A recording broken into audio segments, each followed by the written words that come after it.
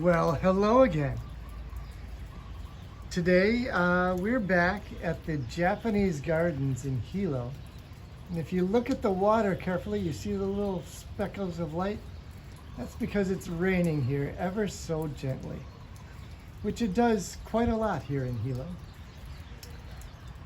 Tonight we are reading chapter 19.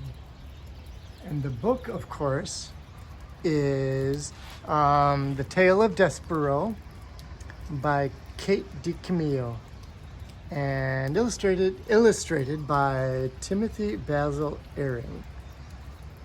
And as you may remember, let me see, Roscuro stole the blanket from the prisoner, but he realized that it wasn't the blanket that he really wanted, because he was right in the first place, and Botticelli was misleading him. Botticelli was not speaking the truth. And so now we have chapter 19 called Light Everywhere. Let me get this. All right, here we go. Light everywhere.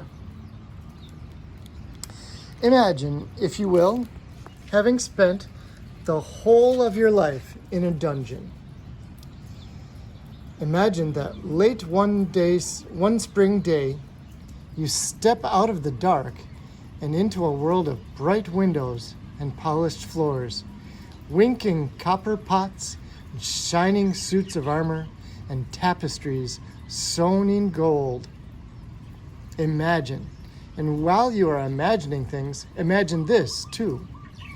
Imagine that at the same time the rat steps from the dungeon and into the castle, a mouse is being born upstairs.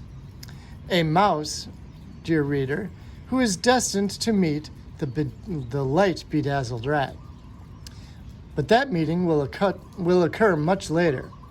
And for now,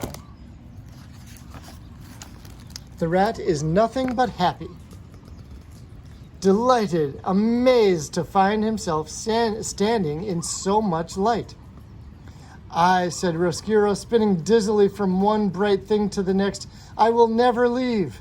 No, never. I will never go back to the dungeon. Why would I? I will never torture another prisoner. It is here that I belong." The rat waltzed happily from room to room until he found himself at the door to the banquet hall.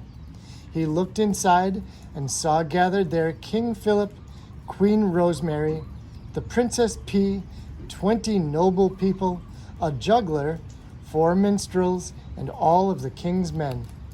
This party, reader, was a sight for a rat's eyes.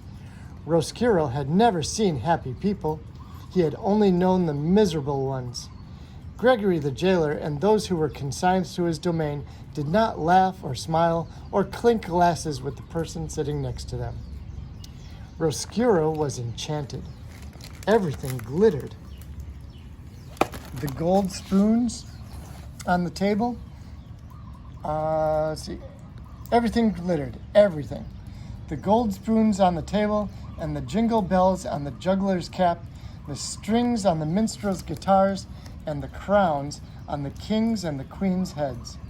And the little princess, how lovely she was, how much like light herself. Her gown was covered in sequins that winked and glimmered, and her gown was covered in sequins that winked and glimmered at the rat. And when she laughed, and she laughed often, everything around her seemed to glow brighter. "Oh, really," said Roscuro, "this is too extraordinary. This is too wonderful. I must tell Botticelli that he was wrong. Suffering is not the answer. Light is the answer." And he made his way into the banquet hall. He lifted his tail off the ground and held it at an angle and marched in time to the music the minstrels were playing on their guitars. The rat, reader, invited himself to the party. And that's the end of chapter 19. So we have a rat at the party. do you think the people at the party are gonna welcome the rat? Probably not. Poor Roscuro, he just can't seem to win, can he? All right, well that's all for that chapter. It's up to your mom, but you might start another video if it's not too late. Anyway, I hope you have a good night, sleep well, and I love you and I miss you, and I hope I see you soon. Bye-bye.